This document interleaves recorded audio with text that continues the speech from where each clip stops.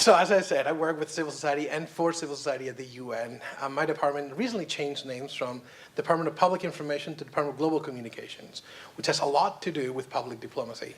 And before I start, and I'm going to talk for a little bit, not for long, and then the time is yours to ask any questions you may want to ask. But how do I start?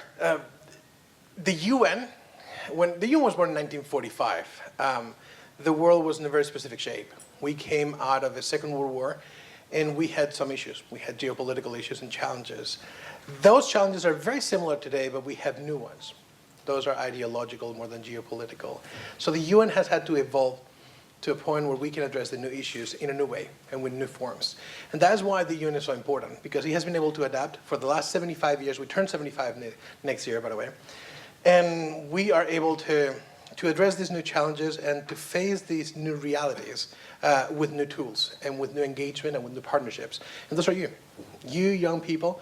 I consider myself young. I'm only 38, so I think I'm still very, very young, but you are younger. And in that sense, engagement with you is key for us to understand how we better address certain issues. 3 years ago, for the first time in the history of the UN, the Security Council had a session where youth were asked, how can we prevent young people from becoming or from radicalizing themselves or from joining certain groups that are radical or terrorist groups? And what is that attracts young people from this? And how can we prevent certain issues? Well, Security Council had never asked young people about anything before. And why do you think that we did it now? Because we had to understand how does the world operate outside of the walls of the beautiful places of the UN, and how is the world addressing certain issues. In that sense, my department is focusing on conveying specific information and providing the tools necessary to be able to engage.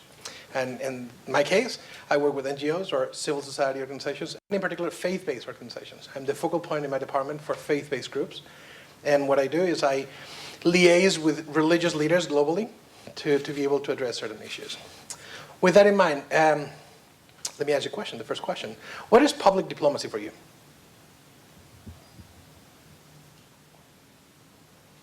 Shy, really? Go ahead. You want to say your name and just where you come from? My name is Ray, and I come from New Zealand. Okay. Cool. Public diplomacy is basically representing people and representing policy. Okay. You're connecting the two main dots, which is government and people. What else? Is a good definition. What else? Public diplomacy. What do you understand? When you hear public diplomacy, what do you understand?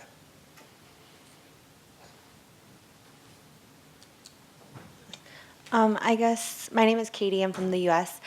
I guess it's just representing, like what he said, representing people and government policies and being able to negotiate with other leaders of different governments or different organizations. So yes and semi-yes. Think of public diplomacy as that diplomacy that is not between leaders of governments, but between governments and people, of foreign countries, not your own country, or foreign entities. Go ahead. I'm Chris from the U.S. I think of it as engaging hearts and minds of local communities when you are abroad. Correct. You need to travel, you can go, but it's true. Engaging with those people who matter, civil society people, just regular citizens abroad. How do you think that is done? How do you think the public diplomacy takes place? What tools do you think that governments can use for public diplomacy? Hi, my name's Georgia. I'm from Australia. I think a lot of embassies use sport as a tool for public diplomacy as well, like trying to engage people with like the culture and have them sort of positive about the culture as well. So I think especially in Japan with the Olympics coming up, they've used sport as a tool to promote their country. Absolutely. Hi, I'm Cass. I'm from Australia as well. I think there's also an element of accidental diplomacy in tourists and people travelling around the world. It's not necessarily planned by the government, but they really represent the countries that they come from. Do you think that is really that accidental, or? there's I some think workings behind? I think they'd like to have more control over it because I think, obviously, I mean, as an Australian, there is some behaviours that we have overseas that are not quite representative of our country, but it's certainly something that the government's aware of. Good. What else? I think, first of all, my name is Hassa from the United Arab Emirates. I do think that the media plays a great role in expressing the citizens, mainly like original people, thoughts and vision throughout their country or to the whole world. Like. Yeah. I'm Jack from Australia. I think sometimes films can be also used for political reasons and as a means of diplomacy. Absolutely. Entertainment industry, publications, media outlets, extremely important in public diplomacy.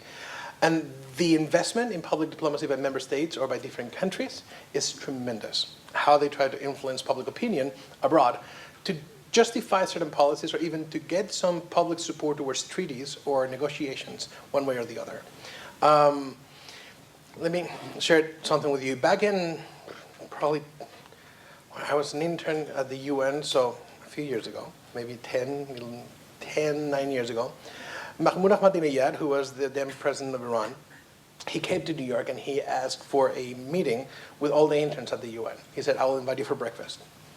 And I'm going to invite you to the Hyatt Hotel and just we'll have a discussion. You can ask anything you want. The ambassador of Iran to the UN and Mahmoud Ahmadinejad, President Ahmadinejad, and then his cabinet were there. And we were able to ask questions. And I asked a question and it was not answered, but he pretended he answered it. But then someone asked about the ambitions of Iran for nuclear development. And he exercised public diplomacy at his best, which is, allow me to ask you a question, my young friends.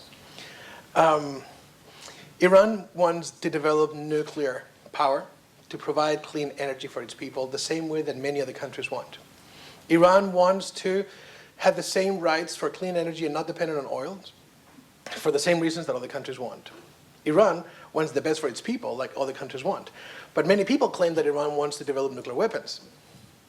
And those people in particular are represented by the United States. Well, let me ask you a question. And he kept saying my young friends all the time. Let me ask you a question. Who are you going to trust? Someone who has a record of never engaging in conflict with weapons of mass destruction or attacking others in that sense, or the only country in the world that has used atomic weapons against another country twice? I just leave the question with you, and you're smart enough to know the answer. Boom. At that moment, half the room said like, holy moly, how do I answer this? Was he right or was he wrong? It's not for me to decide. It's for you to decide whether or not you would have bought into that. But that is public diplomacy. A foreign leader addressing young people and an environment was very international with no direct intent of anything. Just it was a simple breakfast, right? It was just a simple mechanism of engaging and hoping that the engagement would lead to a conclusion that was more supportive of him than the system that he was under. Of course, that goes paired with many other things that he said and other issues that we have had with different countries. But that is how it works. And there are different mechanisms of doing this. Media, my department, Global Communications, we handle UN TV, UN Radio, and all those mechanisms. And let me be very critical. I'm not being recorded, so I hope not to get in trouble with what I'm going to say. But I'm extremely critical with media outlets. Very critical. For one reason. Throughout the years, we have seen how media outlets have become sources of opinion more than information. I turn on the TV, and I will not be given information anymore. I'll be given the bias, report, or opinion that the media outlet wants me to buy because they are what? For profit. So they have an angle. They need to have an angle. They need to make money. Bad news, sell. Worse news, sell much more. The end of the world is going to be prime time. And what happens is that I need to keep the people distracted with certain things. I have, as a media outlet, let's say that I'm CNN in the US or Fox News in the US, completely different angles. Do you think that I'm going to report on the same thing the same way? Of course not. What is my motivation? Social, political, economical issues, right? What are you going to say? Oh, money. Money. It's all about money. So at what point did media become a source of propaganda? At what point did media become a source of opinion of specific leaders or specific for-profit groups, private ventures, political parties, that they have contaminated the media world, and I no longer get information, I get opinion? And how do I fight that? So that's my question for you. How do you fight media biases?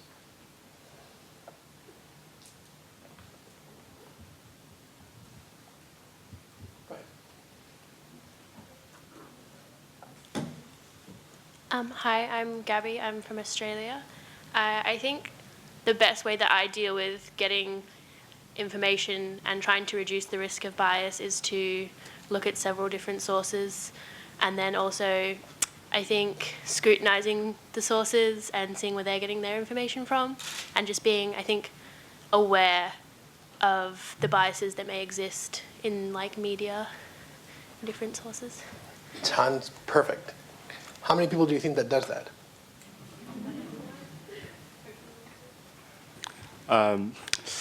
The issue, well, I'm mainly concerned with some Chinese China affairs. So my method to avoid bias to learn the story from two sides, the China side and the Australian or border since the Western side. And I believe in observation. So sometimes I actually go there and see what's going on and the fact behind media stories. That's what I'm doing. Yeah. Okay, that's a great approach. Yeah. I think maybe if... Sorry, if you don't mind saying the name, just for me to get a glimpse, because I'm sensing like an Australian of a problem. Okay, I'm Jeanette, I'm from London, and I think maybe by penalizing media companies for providing false information or for providing an overly biased report, by imposing monetary fines on them, or perhaps limiting their airtime if they don't comply with like maybe new regulation which would enforce lack of bias and accuracy, maybe then we could see some change. If they're driven by money, then take it away, I guess. And many people would agree with you, and then other people would call it censorship. Are you going to censor the media, what they can and cannot say? What angle can or they cannot use? And I agree with you. That's why it's so dangerous nowadays to have social media platforms, because there's no editor-in-chief who's going to verify the source of the information. And there's no one controlling what is being reported. And fake news or false news, something that is not news, been going on for a long time. Again, we call them propaganda in the past, now we call it fake news, whatever you want to call it, is a reality. How do we prevent them from contaminating the media spectrum? It's extremely complicated. But there's also an interest behind them, so that there can be a war between the two parties or the two sides, and then start exacerbating and creating more tension, and then having more media, more news to sell. Hi, I'm Ashley from Australia. Sorry to disappoint. So in 2011, we had a conference in Melbourne, Australia. I would say that to this date is the best conference we have had at the UN for civil society. So thank you for what you contributed for us. I think it's sort of more of a soft skill thing. We need to teach people how to be analytical and critical just more generally than we've ever had to, because with the rise of Twitter and all that, you get very quick, very fast news from the grassroots level, as opposed to just trusting the corporations that we have in the past.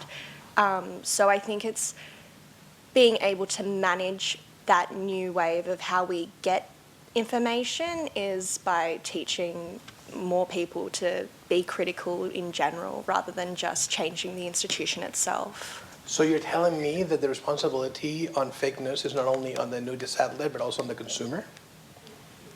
Yeah. Wow. So you want people to be responsible for what they consume? Yes. Yep. Wow. I know, a lot. I know. I'm Wow. asking a lot of people. Girl, that's going to be tough.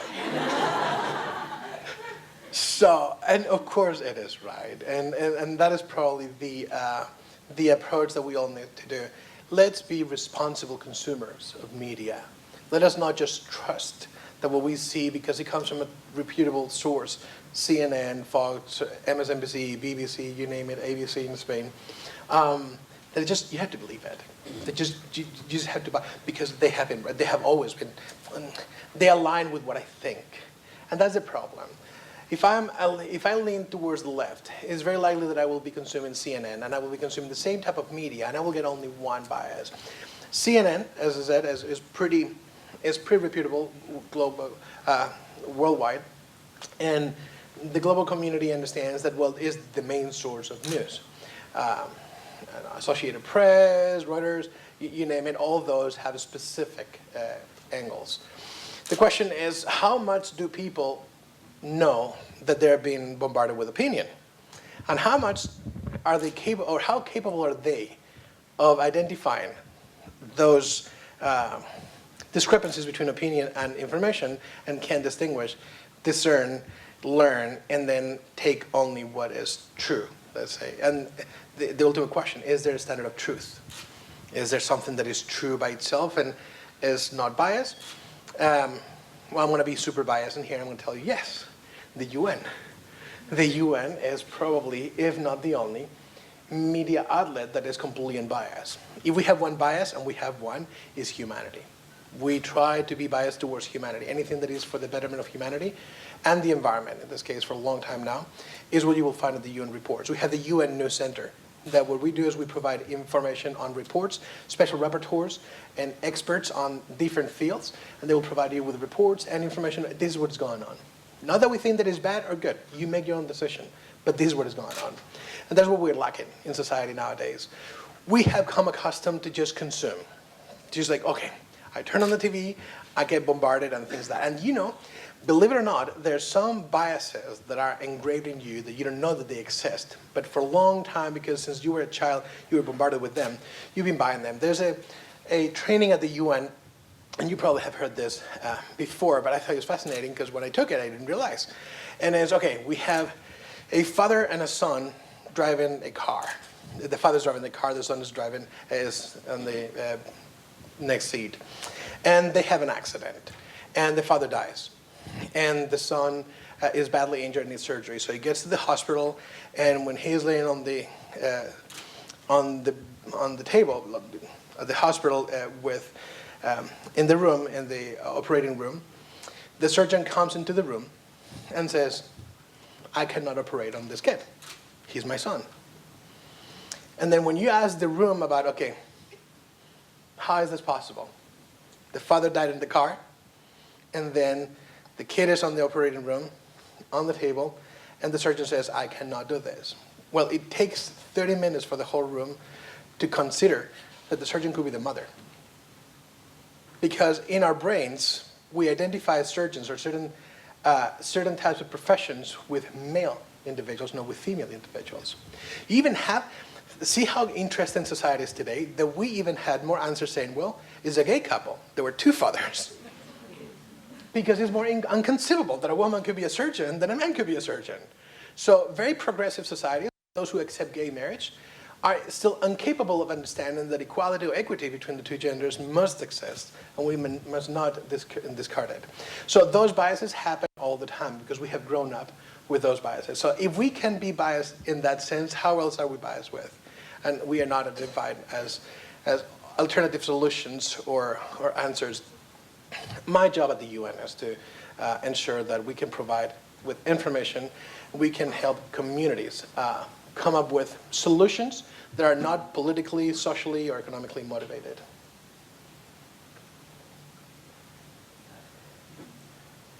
Hi.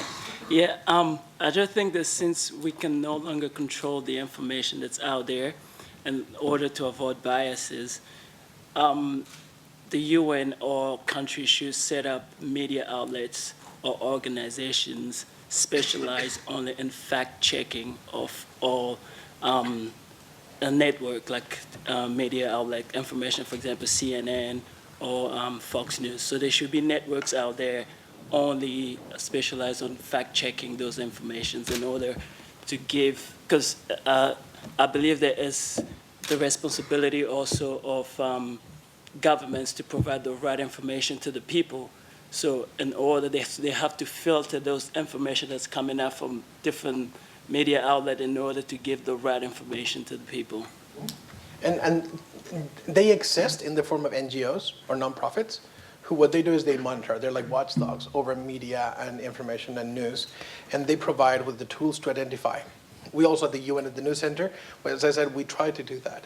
But it's not profitable. It doesn't make money to do that. So me being on, I don't know, ABC or El Mundo, which is a newspaper in Spain, me reporting on how wonderful the UN is by saving children's lives through vaccination on UNICEF, who cares? That should be the norm. But me reporting on how bad the peacekeepers in the Central African Republic are because they are violating or raping children in exchange for cookies and milk, which happened a few years ago, that sells very fast. Because it's the bad news, is what is going to keep me on the front news, it's going to give me an exclusive on something. That is what is selling, because it moves money, unfortunately. And for as much as we have ethical behavior, or expected ethical behavior by journalists, and don't get me wrong, journalists play a key role in society. That is not what I'm saying. I'm not blaming the journalists, I'm blaming the media outlet they belong to. Because I may be a very ethical journalist trying to report on something, I get to my boss, and my boss says, no. Back end of the newspaper, not front page, not even second page, not even center page, just back, if I'm lucky. And with time, journalists tend to realize, okay, if I have to continue working in this place, and I need the money, and I like the reputation of the outlet, perhaps I had to lean more towards that or change outlets. So I'm not criticizing journalists at all. I'm criticizing the media outlets behind them, the ones who benefit economically and who make the stockholder owners very happy because they make more and more money each year. Hi, I'm Julian. I'm from Western Australia. Is like the ongoing dispute between the media and governments and politicians further extending this bias? What do you think? Well, yeah, like, I mean, it kind of is, but then, like, at what point do media outlets go, all right, like, enough is enough? Like, it's pretty obvious that what we're selling is just further like propagating that fighting. Like, do you think there will be a time when people can be like, we need the facts right now. Like, we don't need you saying this person's bad, what they're doing is bad, even if it's not. We just need the facts. Or is it just purely based on just money now? And that's what's. There are two issues with that. One is that if you realize that you do something wrong and you try to change, you're committing media suicide because you get out of business. Second is justification. Well, if I'm not doing it, someone else is going to do it. So at least I'm going to try to give the least biased point of view on this issue. I'm going to try to feed this. I'm going to invest in research or investigative reporting where I can just provide as accurate information as possible, obviously knowing that this guy is bad. So when your premises are already tainted, when your premises are already contaminated, is how we cannot, so from something rotten, you can get something fresh. And that's the problem. So it is complicated. And yes, ideally, media outlets should be very ethical. But when there's money involved, it's very hard to have ethics and money combined in our world like today and keep them clean for a long time. You may have periods of time where it's easier. And that's where, again, the whole diplomacy, public diplomacy in this case, or what we call global communications at the UN, which is the role of what we do, is how can we preserve as much as possible the truth or the unbiased information, and how can we just make sure that communities are empowered, that individuals can by themselves identify these biases and then eliminate them. Criticism from one side to the other is very common. Criticism from one side to each side is very complicated. Left-wing people criticizing the left is complicated. You're a traitor. Same with right-wing people. Criticize the right is very complicated. Media, in the media world, is the same. So how do you do that? Well, having an honest and open discussion. What is that we're aiming at? Do we want to facilitate the empowerment of communities, yes or no? If that is what we want, then do we want to give them the right tools, or we just want to give them what we want them to have because our bosses want this? And so is there a solution? You tell me, because you're the future chief editors and maybe owners of media outlets, and what is that you want to do? Because it's easy to see the problem from now into the future.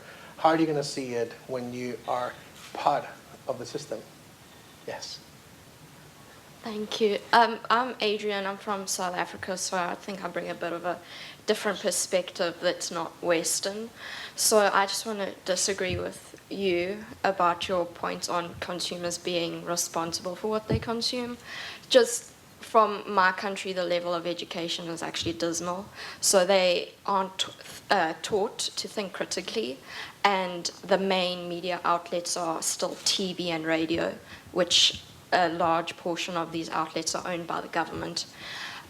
So people are seriously misinformed. Like at the moment, it's proven that our former president has actually stolen the equivalent of our annual GDP. However, this isn't broadcasted to the public, and we just had a national election, and the majority of our country voted in that same party. So I can't see, I wish the UN played more of a pivotal role in this particular aspect in my country, because I feel like the people are seriously misinformed, and they don't have the ability to make critical decisions because of their level of education, and the media seriously influences their decisions, like their voting. So, I don't know. That's just my perspective. And I agree with you 1,000,000%. And let me tell you how we handle that at the UN, respecting the principle of sovereignty of a country, meaning that the UN cannot impose anything on any country. And remember, the UN is a tool. It's not a powerful entity or a form of government. It's an arena. It's a place for discussion and diplomacy. It's a place where we can bring the member states together and hopefully help and facilitate a conversation so they can identify the issues that they have and then come up with solutions by themselves. No one likes to be taught that they're wrong or that they need to change. People like to find out, oh, I was wrong, but I found it by myself. So I'm so smart that I'm going to find the solution by myself. That's the ego of member states and people. And it's true. Remember that I told you that the world is a very different place in 2019 than it was 1945? That the new challenges are not geopolitical. The new challenges are ideological. And how do you tackle that? Well, I don't think that it's possible to address ideological issues with bombs and bullets. I don't think military intervention is the new way or is the way to address the issues nowadays. For me, there are three pillars for the current work or role of the UN to address the new ideological challenge globally, including the geopolitical ones. And you mentioned one, education. The second one is communication, and the third one is diplomacy. Quality education, quality communication, and quality diplomacy. Education comes also in three different forms. Formal education, the one you get in institutions, university, colleges, and so on and so forth. Informal education, the one you get from your family and your community. Your friends, your grandpa, your grandma, they may have transferred some cultural information to you. That is also education. And then public information, what you consume in the media. You inform yourself, you educate yourself by reading books and publications and consuming media outlets. So education is one of the pillars. Second is communication. I need to engage with individuals. I need to transfer information, pass on. So that is the other way. And the UN does that by providing publications, reports, and so on and so forth. And diplomacy, quality diplomacy, is the interaction between two individuals, understanding that in order to come up with a solution, you need to compromise always. Nothing that is worth fighting for comes free. Nothing that is worth investing in is simple to obtain.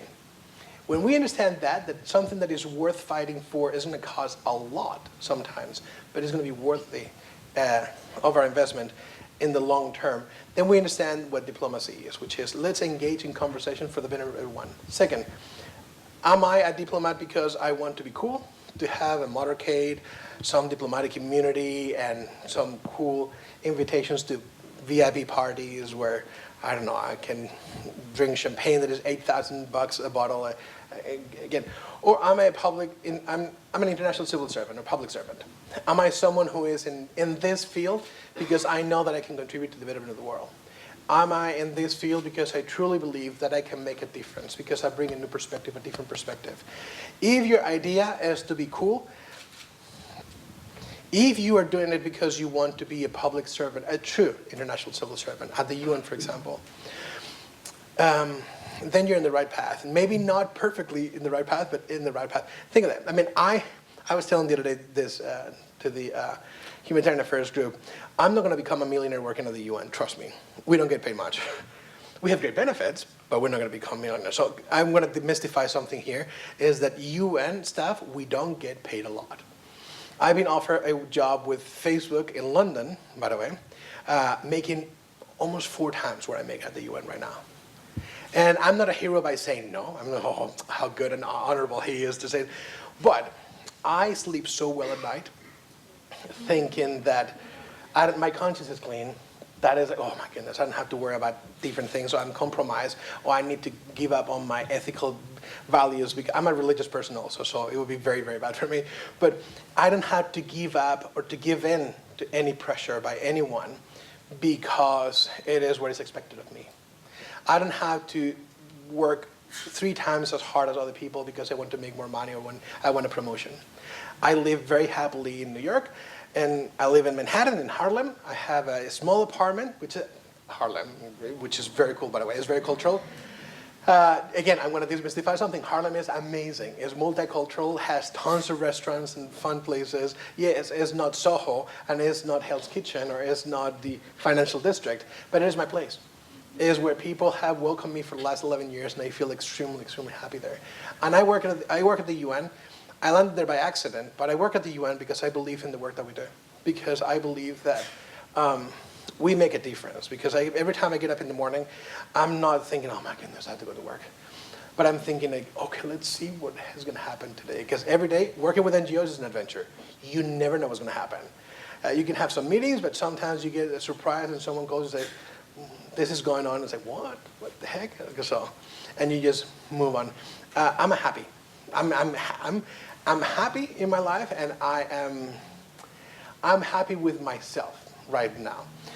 Because I understood from the beginning, if I'm going to begin a career at the UN, it's certainly not for the money, and it's certainly not for the prestige. Because, yeah, it may sound very cool that I'm a UN official, and I think it's cool, but listen, yeah, no, there's no motivation there, really. It's just, it fades away. I remember the first time I got into the UN building in New York, and I got into the General Assembly, and I thought, holy Moses, like, this is awesome. It's like, taking pictures like, I don't know, like a tourist, like, and then 11 years later, when I bring my friends, they say, oh, that's so cool. Yeah. This is pretty. So it fades away. So if my motivation is that, it's been going for like 10 years, 10 and a half years now. But what I say is that we have places like this. You are in a room where diplomacy takes place every day, where negotiations take place, where people compromise and people say, okay, let's try to bring about the best of each one of us so that we can truly help our people who have placed us here. We have been trusted with certain responsibilities that we cannot betray. And in that sense, as I said, education, communication, and diplomacy, quality of all 3 of them, is the key for a successful world. And then make it sustainable. You've heard of the Sustainable Development Goals, right? This symbol that we have, many of us, is Sustainable Development Goals, or the Agenda 2030. And sustainability only means one thing, that I'm going to do the best I can do today, without depleting the resources that I will need tomorrow to continue doing the same thing. So am I able to do the very best for my people today, and ensure that future generations have the same opportunities and chances without me jeopardizing or mortgaging their future? Is that what I can do? Then I'm doing something sustainable, I'm doing something worth it. And this comes from 1992, the Earth Summit in Brazil, in Rio, with the different conferences, Rio +5, South Africa, by the way, Rio +10, Rio +20, and then the summit in 2015 for Agenda 2030. So in that sense, I hear what you're saying about the education of the individual, but it's our responsibility also to ensure that education is one of the pillars of society. And yes, there are biases, and yes, there are groups or political motivations to prevent people to be informed. And why do you think that is? Because you don't want people to know their rights. So think of the UN also as a Reader's Digest for some communities, and think that we have, in Africa, the main means of communication of the UN is radio. For example, we use the tools that are local and that people use locally. We use print reports, so the UN has 59 information centers around the world. 59 centers that are just dedicated to the dissemination of information globally to different countries and different regions. And then we use radio even in Kiswahili in Africa, because we believe that it's important. In Portuguese, because we believe that communities in Brazil and also some of the former Portuguese colonies and former colonies of Portugal in Africa, they deserve it. French and English. We use WhatsApp because it's what people use. So we learn about the tools that they use, and then we use those tools to communicate. Now, we cannot force people to read reports, but what we can do is we can put headlines and short videos. So we also use video material and audio material, small clips, summaries of the news on radio. So we try to do as much as we can with the little resources that we have. And more we get less and less budget, but we do miracles at the UN. Oh, I would say, like, if you think that Jesus was good with a whole fish and bread, look at the UN, what it's doing with information. We do anything and everything that we can because it's impossible sometimes to reach the regions, and we do reach to those regions. And also because we know how to reach to certain communities and inform them of certain things. And I'll tell you how in a second. Sorry, remind me Afghanistan. Just remind me of that if I forget. My question's semi-related to what was previously discussed. I think a couple of years ago, there was a Brazilian election where WhatsApp almost compromised the election, so that might have been quite recently. I was just wondering your opinion on like where you think it's the responsibility of government and where you think it's the responsibility of private enterprise to manage false news or those sort of... It's a fantastic question. For that, the UN created what we call the Global Compact. The Global Compact is an entity that has 10 principles on the expected behavior of private sector entities to align with the principles of the UN so they can work together on certain issues. For example, Coca-Cola has subscribed to it. So yes, it's PR move in many occasions for them, which is we are part of the UN Global Compact, so we have to be a very good company. But the idea is that we can provide them with the tools to become the best source of ethical and best practices for private sector entities. And the expectation is that both of them are responsible, that one monitors the other. So the government keeps an eye on private sector so they don't misbehave. Right now, U.S. Congress is monitoring Facebook and Google because of the whole fake news and meddling with elections and super famous and all that. And also the private sector keeps an eye on the government and says, you're lying about this. So again, everyone needs to keep an eye on the other. Remember this. I don't know if any of you political scientists? Okay. The whole theory of the social contract, for example. The idea that, okay, I will keep an eye on you, you will keep an eye on me, but I'll make sure that your rights are protected, my rights will be protected by all. So we have a social contract. How it came to be is, again, Locke, Rousseau, and Hobbes, very interesting philosophically speaking, but the reality is that we need to monitor each other. We need to keep an eye on each other because we trust, but trust us to go to a point because we have been proven wrong sometimes when we are too trusty. And violations happen all the time, violation of human rights or the rights of individuals. So let's keep an eye on these things.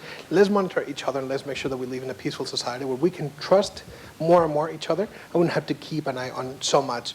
So for that, I don't need to keep an eye on my neighbor not to steal my money or my property, but I can trust in the government through the police department. So I'll do that, and there are mechanisms that exist. With media, there, as I said, media watchdogs, civil society, but also governments they tend to have, at least my country in Spain is very important, is a watchdog on media behaving. So people can report, hey, I was at 3 o'clock watching TV and I saw this. It's completely unacceptable. They get a report, the report gets to the government can act on it, and then sanction or punish the media outlet. Hi, so my name is Huda, and I'm from the United Arab Emirates. So referring back to the idea of the consumer is responsible to going further and search for the information. So far, this seems good, but only to democratic countries, I think, where everything is shared with everyone, and everyone has the right to go further and ask questions. But to other countries that are not pure democratic, it's hard because media is mostly channeled by government. So and almost everything happens behind closed doors. So you don't have access to further information. So how can you tell if the information is biased and if it's not? Thank you. So for that, again, when the UN approaches issues, doesn't approach it in one specific, or just from one point of view. We address the multitude of points or issues that are with the item. If I'm talking about access to reliable information, I will need to talk about freedom of expression in the country, freedom of assembly, also from the government, the lack of persecution towards the freedom of religion in many countries also, and also the education component of it. How do I define education? And how do I provide that kind of education to everyone in my community or in my country or in my region? Let me use an example. Let's say a country that doesn't have, I'm going to use a very specific example, North Korea, because it's easy. How to ensure that people know their rights? How can I ensure that people do know the rights of the North Korean people know their own rights if the government is preventing access to the internet or access to media outlets outside? Well, the UN cannot force anything on a country. But what we can do is we can have a framework agreement with North Korea. So we have right now 13 UN agencies who are present in North Korea. They do not act, but they monitor. And then learning from all those monitoring activities, we learn the best ways to approach certain issues. And knowing that, then we can decide to develop strategies with the government. So when they come to headquarters in New York for the General Debate of General Assembly in September, and the North Korean leader has not the North Korean leader because he doesn't come, but his representatives, they come and have bilaterals with other leaders, the UN, through the experts' reports, will provide information to those bilateral counterparts and say, okay, this is exactly what we're looking for. Allies will have a stronger say with North Korea. For example, we want to say North Korea, China, Russia, likely other countries align, Venezuela, they align with certain ideologies. So it's easier if we can tell the Venezuelan leadership, okay, how about if you can do this, and then we'll make sure that some other country does this. So it's a multilateral issue. And that is the key word in diplomacy nowadays, by the way. There are certain countries, and I'm going to be in trouble for this, but the US, for example, they love now the whole unilateralism or isolationism. Make America great again, America first, and the rest of the world, well, good luck to you. And never in the history of humanity have we seen that that has worked. So some people don't learn lessons, apparently. The key is multilateralism, not just government-wise, but also civil society, private sector, media outlets-wise, meaning everyone has to be part of the solution. We need to work in groups. Working in silos has never worked and does not work. Again, the prevention of the expansion of human rights or protection of human rights happens when people isolate themselves. What happens with people, husbands or wives who abuse their spouses or their children? The common thread is no one knew anything was going on. We hardly saw them. They were just at home. Yeah, the kids went to school and back, but they didn't have any social interaction. That isolationism, that I'm going to keep you away from the rest of the world so they don't see what is going on, is one of the problems that we see. And that goes from a family all the way to a government in a country. So ensuring that there's interaction through multilateral issues or approaches is key to that. Can we ensure that things happen overnight? No. Now, a country has recently decided that women can drive for the first time in never. And that has not happened overnight or because of one leader. It has happened because of years, decades of negotiations between that country and other countries in the UN, behind the scenes, ensuring that, well, there is a common understanding that women have rights, that it makes no sense, that is not a threat to the culture, to the religious traditions, to traditions itself. That is, it really didn't make sense, and it was based on cultural biases that were, in fact, contaminating negatively the culture and providing a negative impact internationally. How do people see Saudi Arabia in, well, there's certain things that are negative in the public perception abroad. So public diplomacy is the perfect example of saying, we understand this and we decided that women now can drive, and fantastic. How it happened? There's a whole history behind it that is not told. But as I said, it didn't happen overnight. It happened through decades of conversations and negotiations, and slowly things change for the better. They tend to improve. And the idea is, how can we ensure that all sectors of society have the same rights then? How can we ensure this? Well, we have a great tool today, which is communication. Everyone has information access 24/7. Everyone, most everyone, as I'm saying. The Arab Spring in 2010, December 2010 in Egypt. What happened is that it broke out because of someone with cell phones recording on social media and then broadcasting. It started as a social movement by civil society against a system that then had ripple effects globally, and many other communities started to say, hey, we need to protest, we need to defend our rights. And that is good, so long as it doesn't turn violent, of course. But slowly, because of access to information and media outlets, it's easier that people get access. If not legally, clandestinely. Some people, we know of NGOs that are in South Korea who are crossing the border to North Korea and providing information and certain tools, including cell phones and internet access through hubs, satellite hubs, to certain communities and leaders in North Korea who oppose the regime. That is a reality. I said, not the UN knows, but as just globalist non-media outlets report constantly on the crossing of the border. There are documentaries on this, by the way, on South Korean leaders and South Korean people, NGOs, going into North Korea and providing, from the Republic of Korea to the north side, and providing tools so they can have more access. So slowly, legally and clandestinely, these things are working. And it's one day at a time. It will not happen overnight, as I said, but we need to have faith that, and the trust that slowly things change. So, yeah, we do what we can. We cannot impose anything, as I said, but we try to engage with certain communities. I'm going to go about Afghanistan. I told you because I wouldn't say something of Afghanistan. I want to link that to what I was going to say before. Imagine that me, Felipe, in his suit and his wonderful idea of a UN official shows up in Afghanistan in a remote village in the mountains and says, "Hi, my name is Felipe. I have an amazing plan of action for you. It's called Agenda 2030, the Sustainable Development Goals. The UN has planned them, and you're going to love them. It's going to be so much better for you in your life." And the first thing they're going to do is say, wait, who the hell are you? You, a white dude who does not speak my language, who does not dress like us, had the same religion or culture, and who does not understand my community. You're going to tell me from the outside how I had to change my life because you have a plan of action that is going to be good for me? Go back to New York, enjoy being a UN officer, and then have a good life and leave us alone because we know within the community how to live things. Now let's rewind a little bit and let's say that Felipe goes to Afghanistan, but instead of with the village, I talk with the local imam.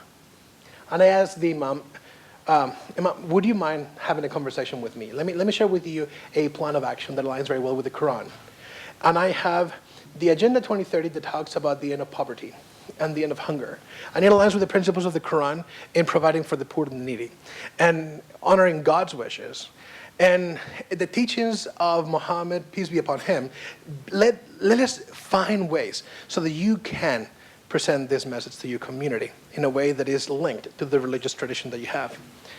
Do you think the next time the imam talks at the mosque and presents in his sermon or in his teachings, when he introduces certain elements, will they listen to him more than they listen to me? Why? Because they trust him. So how do you do public diplomacy from the UN perspective? Identify your key leaders, identify the message, translate the message from the UN jargon into the local language, and present it in a way that is favorable for them without compromising anything. And you will see miracles happening.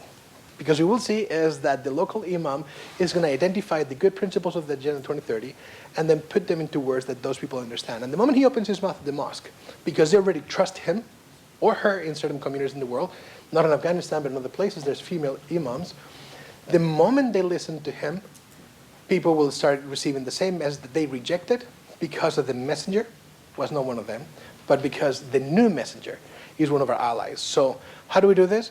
By engaging with key leaders who eventually will be able to penetrate the community and then present exactly the same message, but in a way that is very well received and not rejected just because of the package that it came in.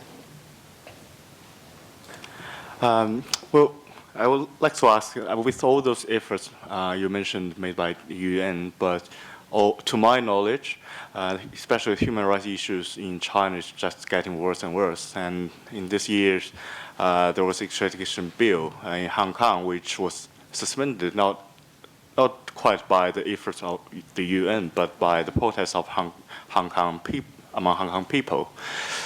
So I would like to ask, do you think UN may be biased and maybe prefer economic strong country, namely China, and maybe being meaner to not so strong countries like North Korea?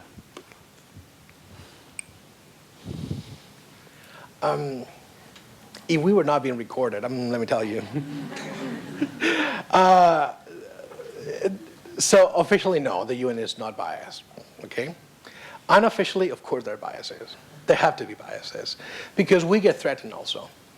I can tell you that the situation with Khashoggi, the journalist that was assassinated in Turkey at the embassy, the UN, I hope this recording doesn't get very far. So the UN, probably because of the pressure of funding and the threat of not providing money for certain programs, the Secretary General and the UN at large had to make decisions that, had it not been for that pressure, would have been different. Maybe, I will not say definitely, but maybe. The thing of the UN is not a perfect institution. I mean, anyone who expects perfection from the UN, sorry to disappoint, but no. It has never been perfect, it will never be perfect. It has had many flaws. We have seen that in Kosovo, we have seen that in Rwanda, we have seen that in the Central African Republic recently, in like the last 5 years. Sorry? Yugoslavia, for example. I mean, there's so many. It's true, we've made mistakes, many mistakes. We're not proud of them. We've learned from many of them, and we tried to correct them. But there's certain situations where the threat of eliminating funding is not that we compromise our moral or ethical standing, is that we would perhaps destroy the organization if we did not give in to some demands. And in the long term, the strategy is, what is it worth more? Solving an issue today or solving 20 issues along the next 2 years? If we're not informed, then criticism is completely empty and it's pointless. It's just like a, I don't know, tantrum from a 5-year-old kid. Just like, I don't like this, so I protest. China is an example. Saudi Arabia is another example. The US is another example. Do we get pressure from member states? Absolutely. Do we get, is the UN, let me use an example. The Security Council has 5 permanent members, the US, the UK, Russia, China, and France, right? Has 10 other rotating members. They serve for 2 years, 5 each year change. And the Security Council is responsible, in theory, for the peace and security in the world. According to the UN Charter, that is our mandate. Peace and security is controlled by the Security Council. Good. It's interesting to think that the 5 permanent members responsible for peace and security in the world, because they have veto power, are the main producers and exporters of weapons in the world, who benefit the most economically by the trade of conflict and by the existence of conflict. Is that right? Let me put it another way. Let's say that you have a kindergarten for taking care of children, and you put as the principal a registered sex offender who is a pedophile. I mean, what do you want me to say? And I'm not saying that the 5 countries are super evil and all that. What I'm saying is that given the track record of those countries and given exactly what they've been tasked for, does it make sense to have the current system of the Security Council? Does it really make sense to have this structure right now? We have a movement, the reform for the Security Council, but we have a problem. The Security Council cannot be reformed unless those 5 permanent members give up their veto power.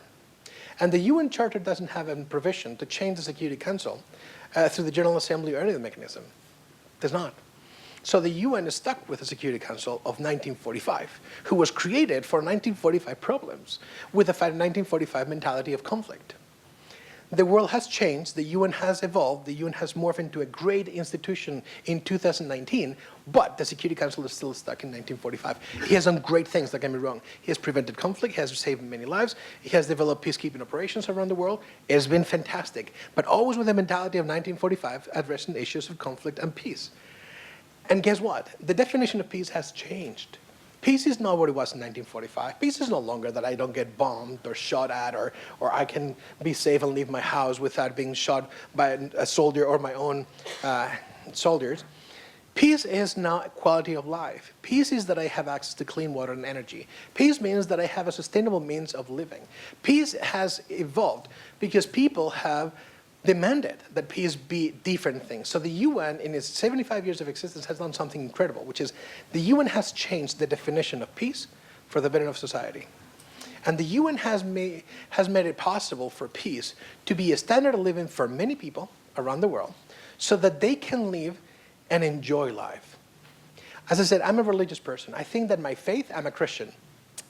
I think that my faith, and I use this a lot at Sunday school when I teach it, my faith makes my happiness eternal, right? I'm going to be happy eternally and all that. The role of the UN is similar, to make my happiness sustainable For as long as I'm alive on this planet, the UN needs to ensure that it needs to fight so that happiness for people is sustainable, so that people can be happy today and tomorrow, that I'm provided for, that I don't have to fight for certain rights, the 30 Articles of the Declaration of Human Rights of 1948. So in that sense, the role of the UN with regards to peace and security has demanded that how we address peace and security goes beyond the Security Council. And in that regard, many of the other entities of the UN have taken upon themselves new roles since 1945 to provide for those areas or those gaps that the UN has created by the inefficiency of reforming the Security Council. So some of the tasks to keep peace in the world are no longer part of the Security Council's mandate, but they're part of UNICEF, for example, peace for children, or the quality of life for children. UN Women was created to provide the means so that women can be happy, and men too. And let me address one thing here, and I said this the other day, but I believe this strongly. Ladies in the room, when you hear women empowerment, don't buy into it, okay? You do not need anyone to empower you. What you need is not to have the obstacles in society for you to empower yourselves. Don't expect anyone to give you something you don't have, because everything you need, you have it. Men, the same. Men empowerment, or the men, it's not about anyone giving unto you anything, but in this particular case, it's youth and women, who we talk about a lot, or the women empowerment, the youth empowerment, the women. That empowerment is not a reality. It's a deception. It's someone who's trying to tell you, I'm going to allow you to be free. I'm going to allow you to have the certain rights. And forget about all that crap. Sorry, but it's just, women, what you need is, okay, so Felipe doesn't stand in your way to becoming whatever you want to become. So that the UN or anyone or any government or any institution or any man does not stand in your way so you can become what you want and because you do it yourself. You don't need anyone to allow you to do anything, okay? So with youth, it's the same. Don't allow for anyone to tell you that just because you're young, well, we're going to give you a seat at the table. There's no seat at the table. Bring your chair. Don't wait to be invited. Just participate. It is easier to ask for forgiveness than for permission. You hear a lot of that. Well, that's true in international diplomacy also, and international relations. Don't wait to be invited to do good. Don't wait to be invited to make a difference. And as I said, yes, the Security Council is not perfect. Yes, the UN is not perfect. Yes, we have some pushing, but we can push back legally and peacefully. And then you will see that things tend to change slowly. I said this about Saudi Arabia, but I can tell you also about the rights of women and LGBTQI communities all over the world. Because of the work of the UN, things are changing, and we need of you. Allow me to say that we need you way more than you need the UN. And I repeat this, the UN needs you way more than you need the UN, because it's only 75,000 of us, 70,000 of us plus a few consultants. There's 7.5 billion in the world, people in the world. Just the math doesn't add up. If 7.5 billion people are depending on 70,000 people, we are in big trouble. So unless we can engage with communities and understand that communities have power by themselves, that you're the ones voting, you're the ones confirming local governments and associations and NGOs and regional governments, that you're going to become leaders and you're leaders today. Unless you understand that, if you're expecting change to happen from the UN down, you are in big trouble because the UN doesn't know who you are, but you know who the UN is. Okay, so demand some engagement, demand some respect, and demand also some action on the part of the UN, and monitor. Say, hey, you're not doing what you're supposed to be doing, so you better change.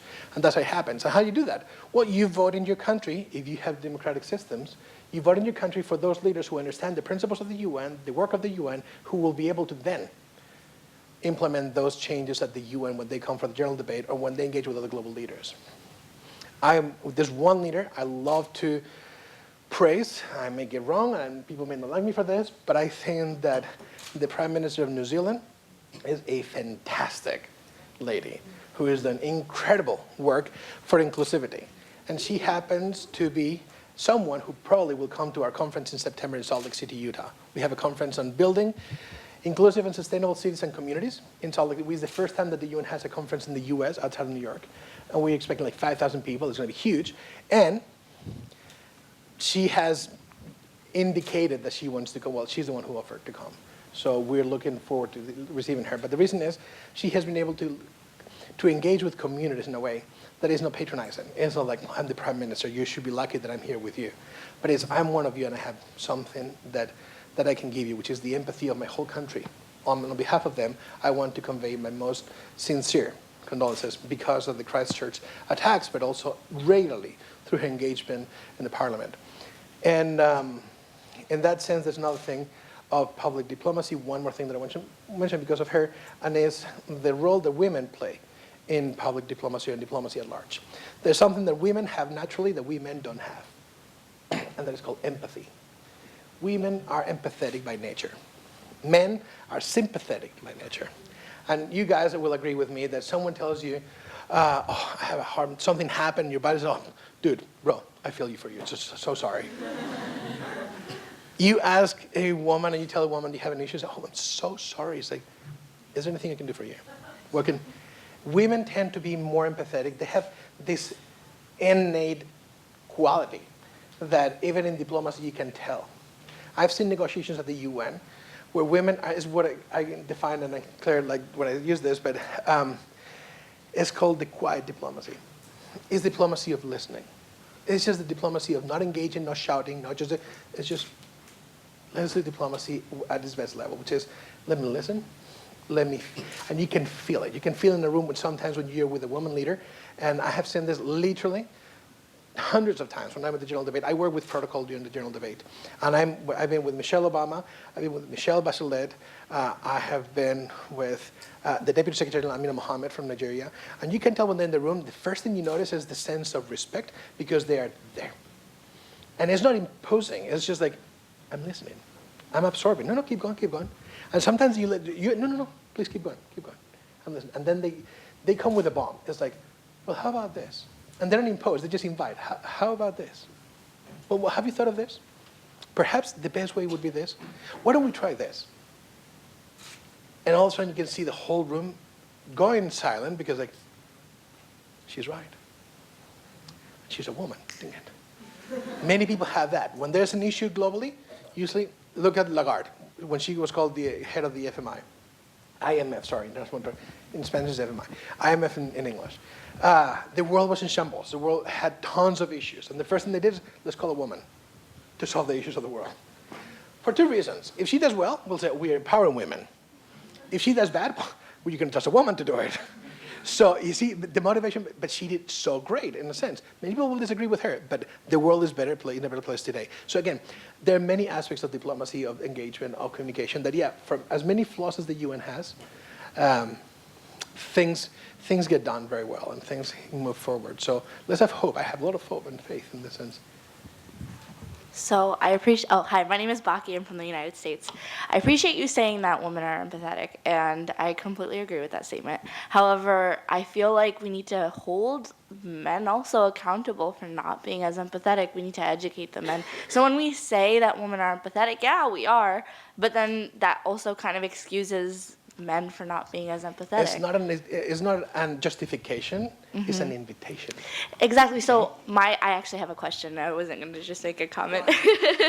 How can we encourage men to also be empathetic? How can we encourage them to be as involved? My colleague here, Victor, he's very sweet. He shows emotion a lot. It's awesome, and I think that more men need to be like him. So how do we encourage and how do we foster that growth between the men community and the female community to work together as opposed to just saying, female are empathetic and men are sympathetic? No, we both can interchange emotions. We are humans capable of learning. So how do we foster that growth between the male community? So first of all, give yourself an emerald shirt. How do we do it? By having women have leadership roles where they can lead by example. Sorry. It is key that we listen to those who know. It's impossible to give something you don't have. So if you don't have empathy, you cannot give empathy. So those of you ladies who have empathy, and many men have empathy, and don't get me wrong, but it's like by nature, it's a natural trait. I think that it's important to allow for us to be humble enough as men to understand that we have to learn something, and that there's something we can learn. There's a reason why in humanity, women have been the heads of many communities, but particularly the family, because they know how to get things done in a way that is structured and that can keep the family going and moving. Many matriarchal systems have proven to be much better than patriarchal systems because the motivation is different. For women, we have seen in Africa and in Latin America, is the matriarchal system tends to be sustainable. They know perfectly that what they have today, they need to have tomorrow also, and maybe 2 days in advance, just in case. Men is like, well, we'll do that and tomorrow we'll go hunt and see what we can get tomorrow. So in that sense, as I said, women can teach by leading by example. Now, are women allowed to lead? And not in many communities. So of course not. But slowly we can push for change when we prove through the system that there's something special in having equity and equality. Equity in all aspects of government, equality in all aspects of society. And as key to just eliminate those barriers or those misconceptions that, I mean, I was the other day watching a documentary on the first Palestinian judge on the Sharia law. Is a woman, and she was she had to fight very hard against the other judges for her to be allowed to be a judge in Sharia law in Palestine. And when they ask in the documentary Palestinians, women Palestinians, they said, you know, it's because women are too emotional. So men know how to there's women talking, okay? Men can compartmentalize. Men can separate, okay, this is my emotion, this is my judgment. I have to be fair and strict. Women cannot do that. They're incapable of doing that. They're too emotional. I think then that the worst enemy of a woman is a woman. But when they describe that, it's impossible, because unless all women get united and all women work together, this is not going to work. And at the UN, the senior management of the UN, all the USGs and Secretary Generals are more women than men right now because of the current Secretary General. I always criticize that should trickle down also to all levels, not just at the top level for visibility, but down. But we have seen is a great change in the dynamics of the UN because we address issues in a very different way. And we tend to find solutions long term, not just patching problems temporarily. So how can we do it? Share time with your wonderful colleague who is already an amazing man, and do that with everyone, and then find ways so that you can, and by the way, women are very sensitive sometimes about how we are perceived, but we don't like to be taught that we are not very sensitive. Sometimes, it depends on the case. So just do it in a very diplomatic way. Do it in a way that's like, may I share something with you? Instead of saying, oh, please change and do this. That's how we tend to speak. But just again, be mindful of the environment. But first, so long as you can do it and you find the energy and you find the drive to do it, share with us because we want to learn. Trust me, when true leaders want to learn and we are willing to compromise and to change, if we want to, we have the right motivation. Don't you think that that quote is directed towards a certain class in society? Because I feel like women, men, and youth, they do need empowerment in a way that they're provided the same opportunities as other people, such as like the upper working middle class. So I just want to see your thoughts on that. But then we define empowerment in two different ways. Empowerment is not the provision of the opportunities or the giving of the chances or elimination of the obstacles. You need to empower yourself. I can provide a wonderful park filled with roses. If you don't walk through it, you're not going to enjoy it. So the job is yours. You need to walk it. You need to walk it. You need to work hard to get something. It's not going to be given to you. What I mean by empowerment is what you cannot expect is for someone to tell you, oh, now you can do this. Oh, now I'm going to allow you to do this. Empowerment is, as I said, you have the capacity of doing anything you want. You're born a human being with perfect traits. And you're born with infinite potential. For the most part, people with disabilities, there are many circumstances that we need to facilitate and help in those instances. But I think that the empowerment comes from within, so long as the environment allows me to. So if you're telling me that you understand empowerment as the elimination of the obstacles or the facilitation of the environment, then yes, but I don't understand. I think the environment should already be clean and unbiased and perfect for everyone. And we are so used to the obstacles that women have faced throughout history, that we think that empowerment is eliminating them, that we have, I think, in my personal opinion, is wrong. Empowerment needs to happen because whatever you want to become, you can become it. And you don't need anyone to do anything for you. With time, we have polluted, we have contaminated this environment, and we have prevented women from becoming what they want or what they can, youth and women. As I said, other communities, other minorities have happened the same thing. Elimination of the obstacles, facilitation of the environment is not part of the empowerment process, is the cleaning of the society, is the leveling the field in that sense. But the empowerment has to come from an active action, and that action has to come only from within. It cannot come from outside. So let's say that I want women to become leaders globally, or CEOs of companies. What I need to do is eliminate the mentality from the panel interviewers that women cannot do the same job that men. And then what will happen is that if I eliminate that mentality, then they will be treated fairly next to a man. And when you have a man and a woman who are equal, then ideally, both of them will have the same chance. And they will get paid the same, by the way. But again, those are the obstacles. But the work, you had to do the interview. You will have to prove yourself. You will have to get to that point. So that is empowerment. You need to empower yourself, or the communities have to empower themselves, but we need to eliminate the obstacles that prevent you from empowering yourself, or from feeling that you can empower yourself. Because sometimes it's psychological more than physical. Sometimes there was a study, and it was recently, and you can find it even on Facebook, I've seen it. Again, don't go to Facebook for true or anything. But it's about when men apply for jobs, they will apply for 20 million jobs. They apply for like 50 jobs. If you ask women who have applied for the same jobs, they have applied only for 2 or 3. Because they say like, well, I'm realistic. I'm not going to be able to get it. So why apply if I'm not getting it? So already women feel that they're not as capable of, or they will not have the same chances. Let's change the field. Let's eliminate it. Let's hope in a generation's time that you ask women and they will tell you, oh, I applied for the same jobs as he did because I'm equally capable. So why not? I will not allow society to tell me what I can and cannot do. So ideally, that's how we see it. That's how I see it from my job. And when I talk to groups or when I go and do work with NGOs in local communities, I just visited Colombia and the indigenous community of the Wayu women in Colombia, in Cartagena. And one of the things that made a difference in their lives is that they stopped listening to men on what they can and cannot do. And all of a sudden, one of the ladies had worked doing handcraft, just little things like bags for tourists, and selling them. She had put 2 daughters through college. Two daughters through college in an indigenous community in Cartagena, Colombia. Unheard of 20 years ago. Nowadays, she made the norm. So other women are looking at her saying, wait a second, can we do that? Really? Oh, that's cool. And then they do it. So it's just, let's eliminate the obstacles. Let us listen to the social biases, and let's ensure that if you want to do something, you can do it, no one can tell you otherwise. That's how I understand empowerment. So I had a question actually about the misinformation, going back to that, if that's okay. So do you think that there's any form or way that we can eliminate bias within like news and media outlets without infringing on like state sovereignty and like censoring the media? Do you think there's any way we can provide like maybe incentives to them, whether it be like social or economic, or would that be more of like the government? Social demand. It would be social demand. It would be people demanding fairness in media, but because people are not aware of the biases, or they're not perceived as an obstacle or a problem in society, people don't demand those things.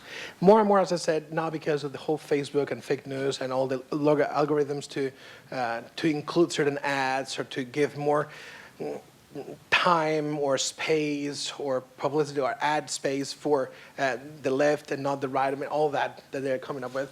People are a little bit more aware. But what does a farmer in Madrid, in my country, care about what the media is saying when that's not going to change how the crops are going to grow? What is in it for them? Why should I engage? I'll let the politicians do what they have to do. I'll let the NGOs do whatever an NGO is, because many people don't know what an NGO is. I'll let people who care about and know about these things. And there's an apathy. There's like, what is in it for me? My neighbors in Harlem, they tell me, yeah, but what is the UN doing for me? Why should I care about the UN? I'm not in a developed country. I'm in a developing country. I'm not in economic transition. I'm not in South Sudan where there's tons of issues. I'm in Harlem. I'm in the US. I'm a free woman or man. Well, let me tell you something. When was the last time you received mail? The UN is involved with the UN Postal Office. How about when you took a plane and you flew to another country? The UN, through the Aviation Administration, handles all the airspace and routes and security, safety and security of airplanes. So you name it. Nuclear security, the United Nations Atomic Energy Agency. It handles that. Health standards, WHO does it. So people don't see the effect of the UN on them, but it's because they're not informed, they're not educated. As I said, education, communication, and diplomacy. Education goes in many forms. One of them is knowing what your role is in society. If people were to demand from media outlets, we want unbiased information, otherwise we'll stop consuming. You threaten a company with stop buying their products, they will change. You threaten a media outlet with stop consuming the media, they will change. But it has to happen from within, not from above. Is dictatorship or censorship when it comes from above, from the government? Is social demand when it comes from below? Do you have any advice for applying to a UN internship?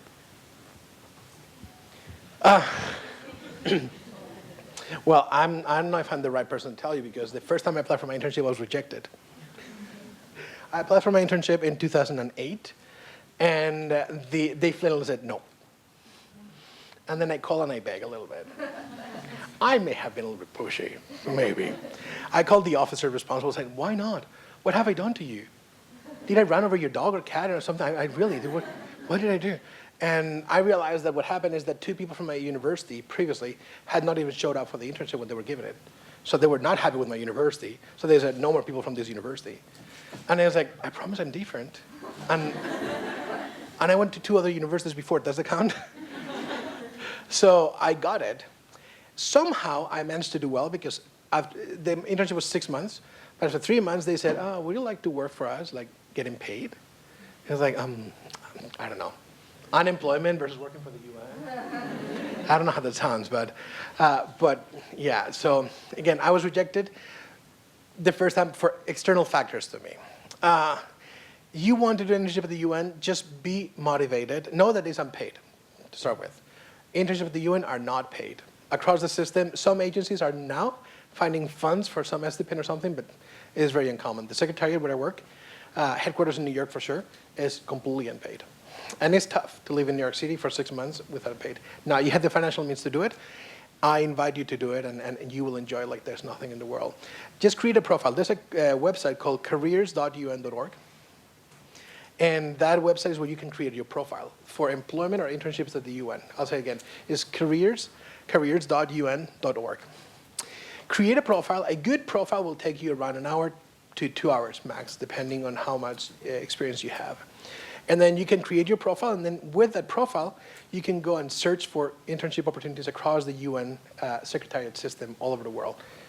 Bangkok in Thailand, the other regional commission is in Chile, Santiago, another one in Nairobi, Kenya, and then headquarters in New York City, New York, the US. And to be competitive, you need to be passionate about what you want to do, and you will reflect that in your letter. Trust me when I say that I'm a hiring manager, so I hire interns. By the way, I hire interns. Just saying. So if there's a review of speakers, you better give me a 10 or something, just I'm telling you. No, just kidding, don't worry about that, I don't care. So I read a ton of cover letters, and you can see through them like there's a glass. You can tell in the tone, in the expressions, in the language used. I don't care so much about the typographical errors or the orthographical errors or grammatical inconsistencies as I care about the message behind. So if I read something that touches me, this is a wow. Wow, this is pretty cool. Okay, let me read more. And then after the cover letter, I will go to the PHP. It's called a personal history profile. We don't use CVs, we don't use resumes, we use PHPs. You will create one in careers.un.org. And that personal history profile will tell you about you. Will tell me about what is your experience professionally, academically, what you've done, your languages that you have spoken, if you have had any training, and your passions and anything. And then with that, I will be able to create a profile in my mind. And then I will probably call you and have a phone interview or a Skype interview or Google Hangouts or whatever you want to call it nowadays. Zoom. We use Zoom a lot nowadays. Sorry, as a follow-up from that, if you only have experience with, like if you do volunteering, but then your professional experiences with corporations, is that a negative or is that? No, it's perfect. You have experience working with, and if you need to phrase your experience in the field that you're applying.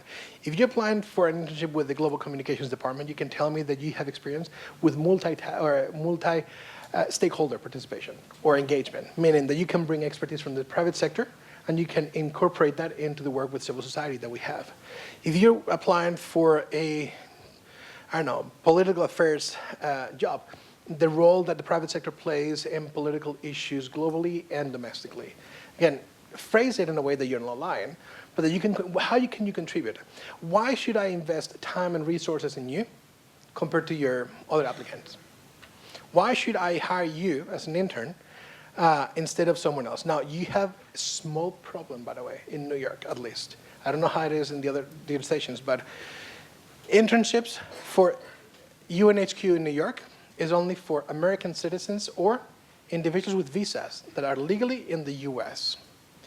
There's the new rule at the UN because of some issues with the State Department.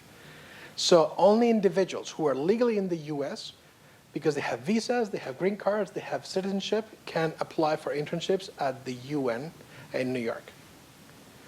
Any other jurisdiction, I don't know the rules. I don't know the law in other countries, but in the US, that's the rule.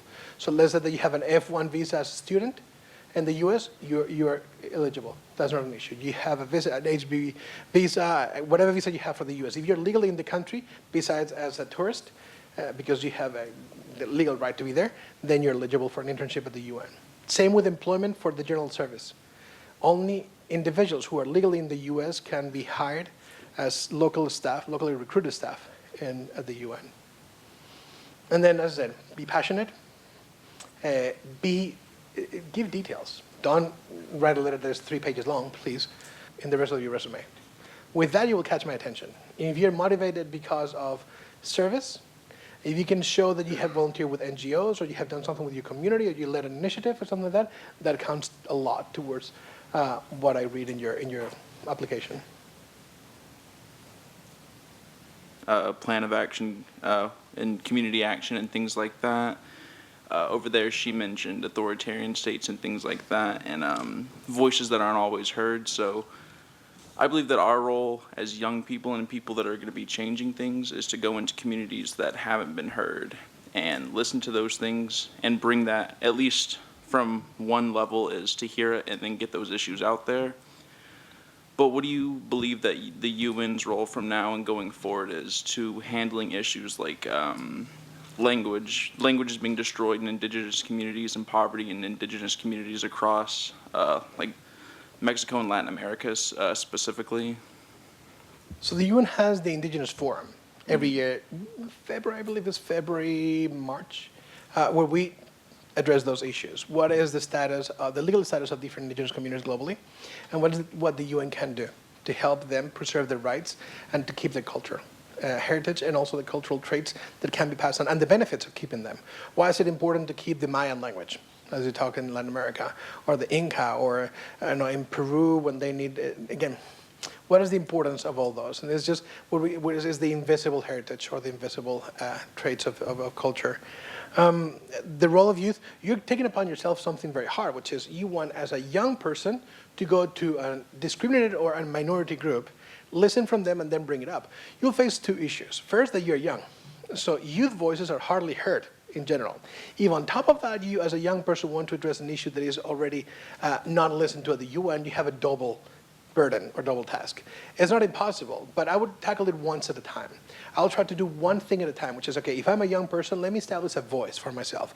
Let me be reputable. Let me say something. Let me be listened to. Let me find a platform for young people to be heard at the UN. Once I have that, and I have the reputation, the place, or the platform, let me then engage with communities that are not heard, and then help them bring the issue. But if you try to do both at the same time, you'll probably not be very successful, unfortunately.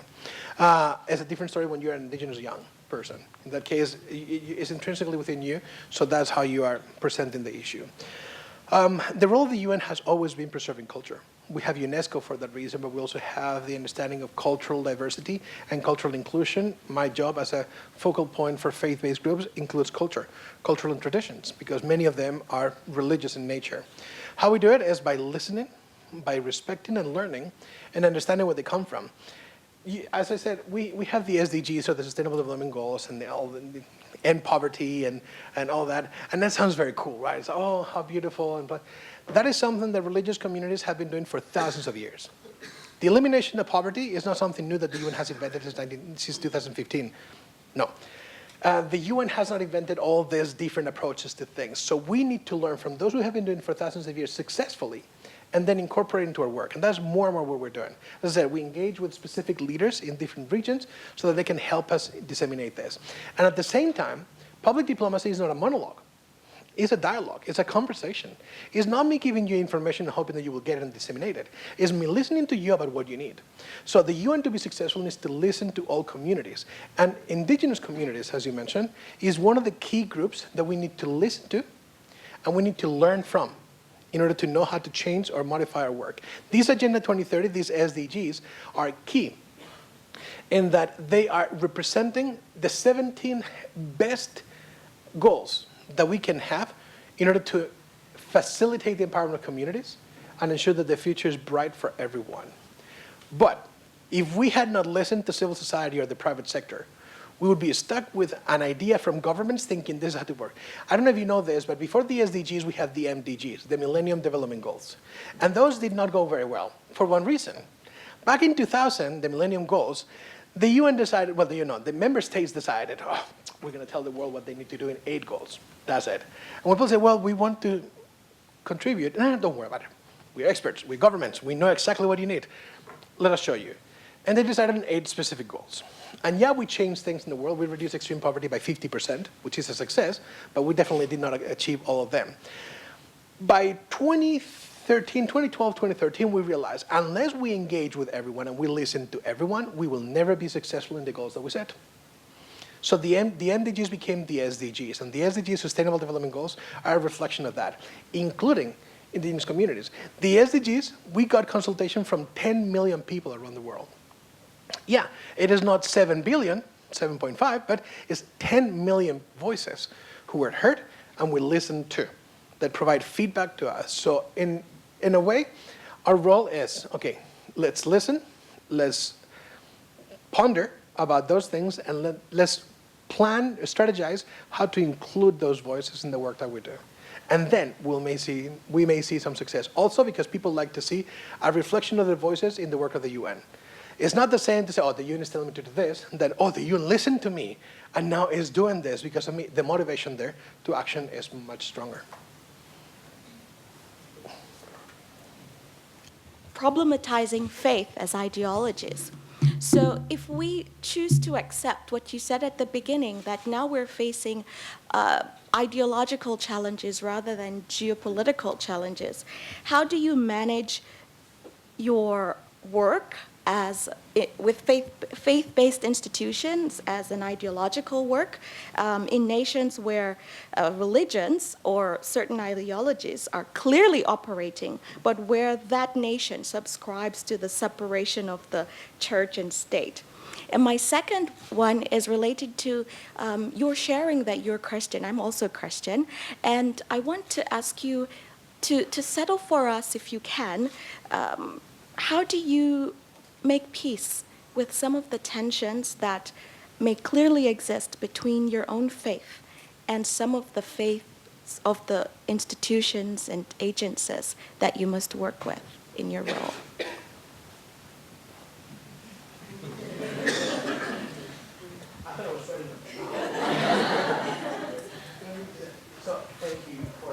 Sorry, this microphone thing is awful. Thank you for the questions. I want to start with the second one. Okay. Recently, as I said, we are organizing a conference in Salt Lake City, Utah. Okay, my faith tradition is what we used to call Mormonism, or Church of Jesus Christ of Latter-day Saints. Now we use the full name. And we are Christians, okay? We received an application, well, we received 3 applications from 3 individuals who belong to 2 different groups, NGOs, that work for pro-family values, which are very aligned with my principles and the principles of the people. And in those applications, they belong to 2 organizations that are inspired originally in our faith, in the LDS faith or the Mormon faith. And these 3 people knew that I was LDS and I was evaluating them. But when I did the research on the NGOs, I realized that they had a very strong hate speech or rhetoric against the gay community, the LGBTQI community. And they thought that my moral values would be more important than my commitment to the UN, or that they would be against each other. And too bad for them, but I rejected all 3 of them for leadership in the conference. The reason is, you see, my faith informs me of how I can become the best international civil servant, the best international civil servant I can become. Being a good Christian means following, for me, this is my personal view, okay? Being a Christian means following the best principles of society, being a moral and ethical individual, where I can see that discrimination against anyone goes against my principles, no matter what other people say or how they read Christianity or other religions. I'm a better international civil servant because of my faith, but I'm also a better member of my faith or tradition of my church because of my service internationally, because I'm exposed to a reality of the world that is true and is beautiful in diversity. So for me to read that someone had publications where they equated homosexuality with pedophilia, homosexuality with AIDS and transmissions, with an abomination, conversion therapy to change gay people into straight people, all that. There's no room at the UN for that, period. Christian, no Christian, Muslim, no Muslim, Buddhist, no Buddhist, it doesn't matter. There's no room for hate speech anywhere in the world, much less in an environment like the UN, and much less with religious people or religious community. So if you don't understand that respect for others and the love for others comes in many different forms and shapes, then there's no room for you at the UN or UN conference. Therefore, those 3 individuals, 3 women, by the way, unfortunately, the rhetoric was so strong that I could not compromise on my values, even religiously speaking. And I know that I was right also religiously because I'm a leader of my church in New York City. I have responsibilities as a leader, and I would never teach any congregation or any individual from a faith perspective to behave like that or to have that kind of speech towards anyone. I don't recall the one that I believe is, again, Jesus Christ, the example for many Christians. I don't believe him using any kind of similar language against anyone, ever. So if he is my role model for anything, it better be for the good example as an international citizen of the UN, so that I may reflect good values on that. And also so that people can feel safe at the UN, knowing that I will not be biased because of my faith or the perception of my faith towards anyone or against anyone. So there's no room for that, as I said, at the UN, and I would not allow for that. I'd rather, and I can tell you one thing, I went to my bosses and I explained the situation to the chief of the section, and he agreed with me. It helps that he's gay also, so. But I presented my rhetoric, and he's very cautious about how we address these issues because it can become a media problem. It can be perceived as the UN is censoring groups or the UN is not allowing groups. But the publication was so horrifying, it was so bad, that there was really little room for discussion on that sense. But I went to my bosses and they said yes. I was willing to quit from my office had they not accepted that. It didn't get to that, but when you think about those things, I mean, what kind of message are we trying to convey if the UN is a space provider, a platform for hate speech? What have we come to? So I'm hearing a sensitivity to language. I teach English. Extremely. It's not the same. You see, it's not the same saying that you're pro-life that you're anti-abortion. May sound the same, but pro-life is pro-life, anti-abortion is anti-abortion. 2 different things. It's not the same pro-family as anti-gay. And it's not the same. I'm pro-family, I'm pro-life. But you will hear me saying I'm anti-abortion and I'm anti-gay. And I'm pro-humanity. Humanity in all of its forms. And humanity is a beautiful mosaic of individuals from all kinds of sizes, shapes, colors, and I don't know, cultures and traditions. And that's the beauty of life. Not everyone is supposed to be Christian, or everyone is supposed to be white, or everyone is supposed to be black. We are a beautiful family. And that's what the UN represents. So in that sense, that's the message I believe in. Second thing, and I know that I'm 1 minute over time, but I promise it's just one more thing. All right. I was the same. We'll allow it. This one was about ideologies as faith. Correct. And how you operate in nations where clearly there is a faith-based ideology that's working, but the nation says we don't deal with the faith. We just deal with our state and policies outside of that. Just respect the status of the law in the country. See that the work that you can do is in line with the principles of the UN Charter and respecting the laws of those regions. And understand that faith traditions play a key component in social life. 85% of the global population identifies as religious or with a religious tradition. So if 85% of the population identifies as such, you need to understand that it's a key component to how they vote, how they behave, how they interact socially, and how they buy and purchase, and how they sell. And so think that is a key component.